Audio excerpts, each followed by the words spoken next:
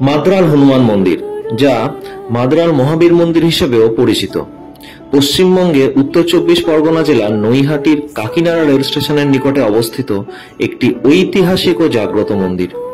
এই মন্দিরের প্রধান আকর্ষণ হল ভগবান হনুমানের বিশ্রামরত মূর্তি, যা ভারতের মধ্যে বিরল। মন্দিরে ভগবান হনুমানের একটি বিশ্রামরত মূর্তি স্থাপিত, যা প্রায় ১০ ফুট নিচে অবস্থিত। এই ধরনের মূর্তি ভারতে অত্যন্ত বিরল। মন্দিরে প্রার্থনা করলে মনস্কামনা পূর্ণ হয় এবং বিপদ থেকে রক্ষা পাওয়া যায়। নৈহাটি রেল স্টেশন থেকে অটো বা রিক্সা নিয়ে মন্দিরে পৌঁছানো যায়।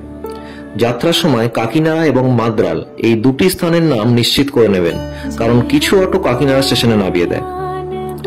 মাদ্রাল হনুমান মন্দিরের আশেপাশে কিছু অন্যান্য মন্দিরও রয়েছে, যেমন শিব মন্দির। কাকিনাড়া অঞ্চলে একটি কালী মন্দিরও রয়েছে, যা স্থানীয়দের মধ্যে জনপ্রিয়। এখন এটাই একমাত্র শান্তিধাম। আসুন দর্শন করুন আর অন্যকেও জানান।